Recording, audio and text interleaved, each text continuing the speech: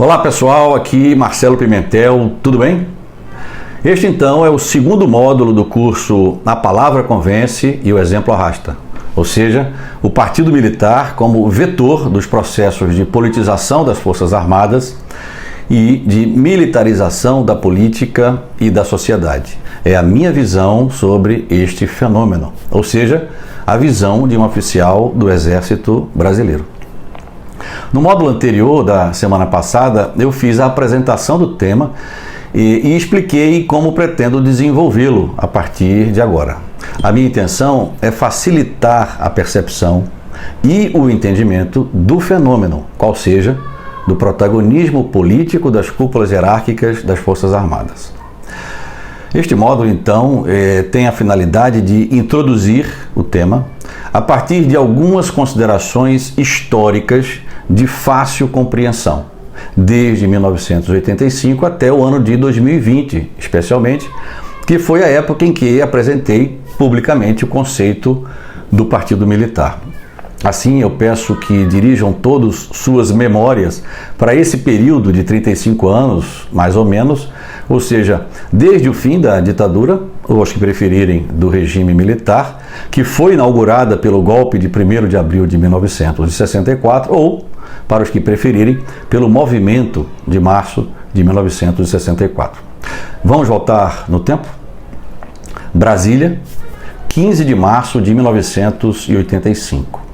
Um general Figueiredo, presidente, bastante envergonhado e muito contrariado, deixava o Palácio do Planalto pela porta dos fundos. Os livros de história do Brasil não teriam o retrato da passagem de faixa presidencial do último militar para o primeiro presidente civil em 21 anos, José Sarney. As Forças Armadas, naquela ocasião, amargavam baixíssimos índices de aprovação social, justamente pelo desgaste como protagonistas do regime autoritário mais duradouro da nossa República. Agora vamos avançar 31 anos, mas permanecer no mesmo lugar, em Brasília, para ser mais preciso, no setor militar urbano, cuja sigla é SMU, e que hoje, 15 de novembro de 2022, está ocupado por milhares de brasileiros, desvairados ou iludidos, pedindo que as cúpulas hierárquicas das Forças Armadas deem um golpe de Estado, rasgando a Constituição. E vamos viajar no tempo, não só porque é o tempo que constrói a história, mas porque, abro aspas, vir de longe para trás ou de trás é vir de longe no tempo, longura que para ficar impossível demora. Fecho as aspas. É o que diz o narrador na belíssima obra A Máquina, de Adriana Falcão, editora Objetiva, acho que de 2000 mais ou menos, que aliás é a minha primeira recomendação de leitura neste segundo módulo. Bom, vamos lá então para Brasília, 5 de fevereiro de 2016. Os 17 generais de exército, os mais antigos da força, participavam da 304ª reunião do Alto Comando do Exército numa sala do quartel-general lá no SMU. É nas 5 reuniões anuais que a cúpula hierárquica discute os temas mais importantes e relevantes da instituição e toma suas decisões. Naquela oportunidade, enquanto assistiam a mais uma apresentação PowerPoint, as suas preocupações estavam voltadas também ao Palácio do Planalto. Uma presidente, com baixíssimos índices de aprovação, amargava o início de um processo muito traumático de impeachment. Tanto o comandante do Exército quanto o chefe do Estado-Maior do Exército, ou seja, os números 1 e 2 funcionais da instituição, haviam conversado com o então vice-presidente, ainda em 2015, sobre esse tema político tão sensível. A revelia da própria comandante suprema das Forças Armadas, não se sabendo se a revelia também do então ministro da Defesa, que recentemente foi candidato ao Senado pelo estado de São Paulo. Ao menos é o que consta nos livros do então vice-presidente e em depoimentos públicos desses dois oficiais generais. Naquele PowerPoint, o chefe do órgão de comunicação social do Exército e porta-voz do comandante do Exército, este senhor que está aqui na fila de trás, assinalado, discorria sobre os resultados da última pesquisa de opinião pública, que mostrava as Forças Armadas como uma das instituições de maior credibilidade e confiança na sociedade brasileira. E não havia sido tarefa fácil recuperar a imagem do Exército nesses 30 anos que separam os dois eventos, o de 85 e o de 2016. Ao longo desse período, que coincide exatamente, ou quase exatamente, com a minha carreira de oficial na ativa do Exército, de 1988 a 2018, os militares e a política empreenderam movimentos de afastamento recíproco, cada campo assumindo o papel imposto pelo ordenamento constitucional de 1988 e pelas lições da nossa história. O poder militar, assim, voltou-se à recuperação da sua capacidade operacional. Afinal, a derrota das Forças Armadas Argentinas na Guerra das Malvinas, em 1982, funcionou como uma espécie de alerta sobre os efeitos nocivos que a politização dos quartéis e a consequente militarização da política provocam nas instituições militares, ou seja, o comprometimento da sua profissionalização e da sua capacidade para cumprir a missão precípua de defender a pátria. Se por um lado, durante aquele período de 30 anos, foram superadas dificuldades orçamentárias para a recuperação do poder de combate e da própria imagem do Exército, por outro lado, as chefias militares tiveram de corrigir alguns pequenos desvios, como no episódio da saída do capitão Jair Messias Bolsonaro do serviço ativo do Exército em 1988. Apenas 3 anos depois que o general Figueiredo havia deixado o Palácio do Planalto naquelas condições que já vimos. As situações históricas de Figueiredo e de Bolsonaro sintetizam uma problemática de tempos que parecem nunca passar. O general foi presidente e o capitão ainda é presidente. Ambos utilizaram, de forma literal ou simbólica, a porta dos fundos. O primeiro para deixar a política e o segundo para sair do serviço ativo do Exército e entrar na política. O aspirante, formado na Escola Militar do Realengo em 1937, o general de Exército Figueiredo, arrastou os militares para fora do Planalto, para fora da luta política, para fora do governo político. O aspirante formado na Academia Militar das Agulhas Negras, a AMAN, em 1977, o capitão reformado Bolsonaro, vem sendo empregado para fazer exatamente o inverso. Agora vamos avançar um pouquinho mais e o lugar mantendo o mesmo. Brasília, meados de 2020, época em que eu escrevia este ensaio sobre o Partido Militar. Entre os 17 generais de exército daquela reunião de 2016, todos hoje na reserva, há um vice-presidente, atual senador eleito pelo Rio Grande do Sul, 2 ministros de Estado, GSI e Defesa, um ministro do Superior Tribunal Militar, um embaixador em Israel, 3 presidentes de empresas estatais, um presidente de fundo de pensão estatal, um secretário estadual de Segurança Pública em São Paulo, um secretário estadual de Saúde no Distrito Federal, 3 secretários executivos ou similares em ministérios e somente 3 que não exercem funções estritamente políticas, sendo um deles o que acabou sendo nomeado comandante do Exército durante os 2 primeiros anos do governo Bolsonaro-Mourão. Aliás, da mesma turma do colega capitão AMAN 1977.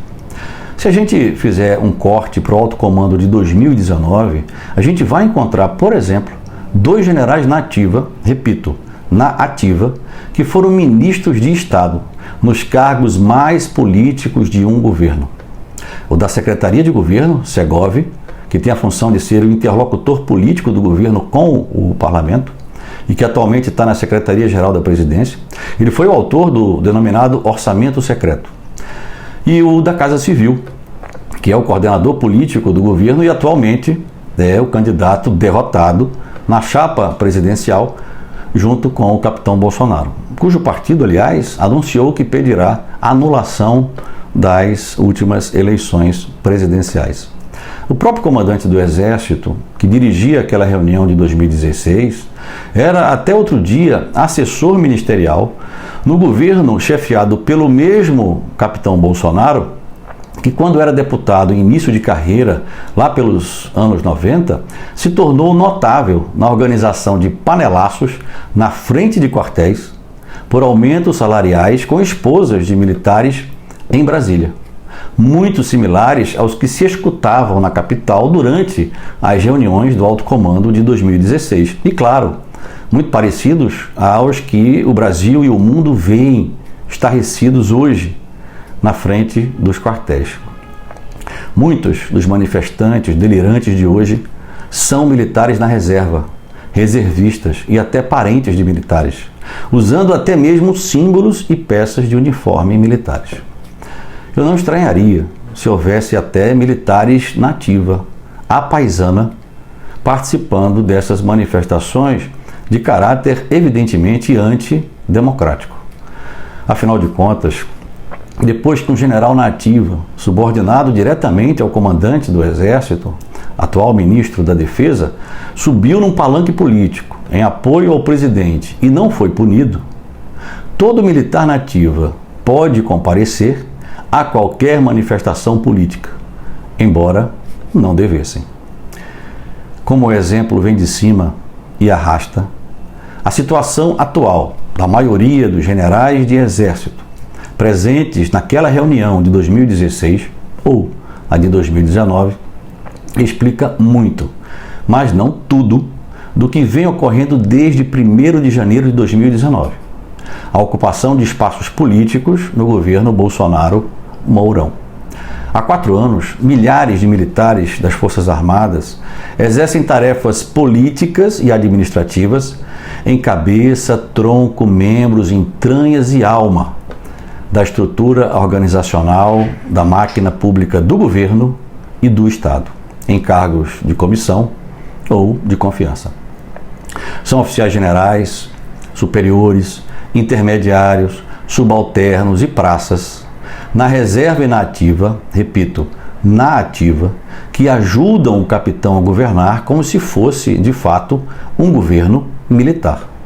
Pode-se dizer mesmo que se trata de um governo militar.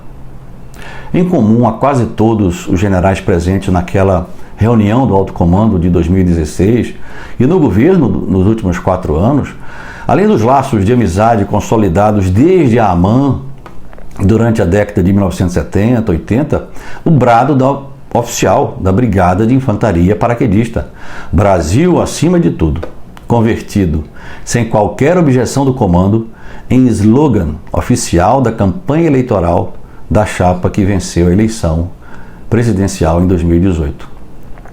Imagine se o alto comando permitiria, por exemplo, que uma coligação de qualquer outro partido usasse o braço forte e mão amiga, ou mesmo o Brasil acima de tudo, como slogan eleitoral. Eu creio que não permitiria. Ao menos eu julgo que não deveria permitir, justamente para não vincular a imagem da instituição com a política partidária, princípio ético muito claro em diversos dispositivos da Lei 6.880 de 1980, o Estatuto dos Militares. Aquele pleito de 2018 elegeu a maior quantidade de militares em 130 anos de república, como também elegeu parentes e amigos de militares, além de civis que souberam se vincular de alguma forma à imagem das forças. O pleito de 2 de outubro de 2022 conseguiu superar aquela marca, ampliando e aprofundando a presença militar no legislativo de todos os níveis, federal, estadual, sem falar do governo do estado mais populoso do Brasil. De alguma forma, todos usufruíram dos elevados índices de confiança e credibilidade que o chefe da comunicação social do Exército, até outro dia porta-voz do presidente, apresentava muito entusiasmado aos seus superiores durante aquela reunião. O atual processo de politização das Forças Armadas e dos militares teve início nos primeiros anos da última década, mas somente agora, durante o governo Bolsonaro-Mourão, mostra-se notável a tal ponto que é possível reconhecer os elementos característicos do fenômeno, aqui analisado criticamente por ótica pouco usual, ou seja, de dentro e por dentro da instituição Exército Brasileiro. De início, chama atenção o papel desempenhado pelo presidente nessa reaproximação dos militares da política. De acordo com a abordagem mais comum, decorrente do que se vê de fora da instituição e por fora dela, narra-se o capitão como agente ativo do processo, central, catalisador, idealizador, dinamizador, condutor e gerente. Na visão que eu proponho, embora reconheça que o papel do presidente, do capitão Bolsonaro, é central e catalisador, eu não considero que seja ele o idealizador, o condutor, o controlador e o gerente do processo. Considero também que não é sequer o narrador de seu próprio governo. A vitória da chapa presidencial e de todos os demais candidatos que aderiram a essa chapa deveu-se, em grande medida, à associação de suas imagens pessoais aos valores éticos, aos princípios institucionais e ao elevado conceito das Forças Armadas. Essa associação indevida e imprópria explica a dinâmica do processo eleitoral e torna possível entender a lógica que comanda o governo. Essa lógica já estava evidente na montagem do dispositivo governamental desde muito antes da posse. Esteve muito clara no desdobramento de seu primeiro ano de funcionamento e se consolida na sua configuração atual e na forma como atua política e institucionalmente, inclusive no seu ocaso, a que assistimos sobressaltados e intranquilos. Tudo isto caracteriza a existência, ainda que invisível a olho nu, ou, se preferir, camuflada, de um forte, consistente, coeso e cada vez mais poderoso sustentáculo, similar a um grupo político de natureza hegemônica, o Partido Militar. Partido porque faz política, e militar porque faz política com jeito militar. Bom, agora afinal eu apresento o conceito que dou sobre o Partido Militar e já adianto que não é idêntico aos conceitos ou visões que outros autores e analistas de grande e maior relevância que eu já deram. Eu uso a expressão também como uma forma, até metafórica, de comunicar algo que não me pareceu estar suficientemente claro aos analistas em geral, tanto no jornalismo, quanto na academia e até mesmo na política. Aspas. O Partido Militar é um grupo informal, coeso, forte, hierarquizado, disciplinado, com características autoritárias ou da autoridade militar fora de lugar e dirigido por cúpulas hierárquicas, generais e coronéis, formadas na AMAN nos anos 1970 e 80. Instrumentalizando as Forças Armadas, ou seja, seus integrantes e família militar, essas cúpulas se organizam e se articulam para a conquista do poder e seu exercício, radicalizando os processos de politização das Forças Armadas, dos militares, e de militarização da política e da sociedade. Tais processos constituem o substrato fenomenológico de natureza sócio-histórica do protagonismo político das cúpulas hierárquicas das Forças Armadas. Fecho as aspas porque é este o conceito. Não se assuste com a extensão e uma aparente complexidade da definição desse conceito ou da ideia que ele tenta traduzir. Eu tenho certeza absoluta que ao final deste curso você terá compreendido muito bem o que significa este conceito e o Partido Militar, até porque não é apenas teórico, mas explicitamente empírico. Para os civis que assistem, basta olhar ao redor.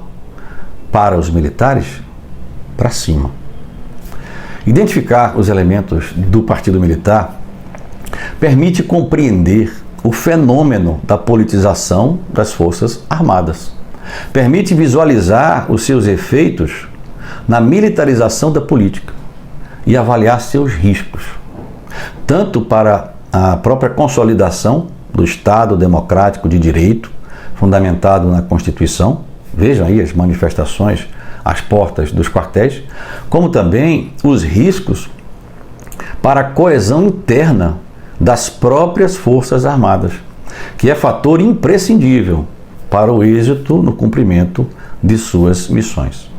Essa compreensão também é relevante para reconhecer os princípios que nas democracias liberais, no sentido político da expressão liberal, condicionam o salutar distanciamento do militar da luta política e que, no caso brasileiro, permitiram a profissionalização das Forças Armadas nas últimas décadas de normalidade democrática. São os seguintes princípios: neutralidade política, imparcialidade ideológica, apartidarismo em sentido amplo, isenção funcional, essencial profissionalismo e estrita constitucionalidade, sem interpretações esdrúxulas de artigo 142. Se nos últimos anos os militares conseguimos conquistar a confiança da sociedade, consolidar a nossa boa imagem e o reconhecimento do nosso papel no fortalecimento das instituições, contribuindo para a estabilidade democrática e para a paz social, muito se deve àqueles princípios que ao longo desses últimos 4 anos e mesmo antes vêm sendo comprometidos. Devem ser esses fundamentos que agora, mais do que nunca, devem servir à preparação de uma espécie de argamassa cívica que necessita recuperar as avarias no muro de contenção desses processos historicamente temerários de politização das Forças Armadas.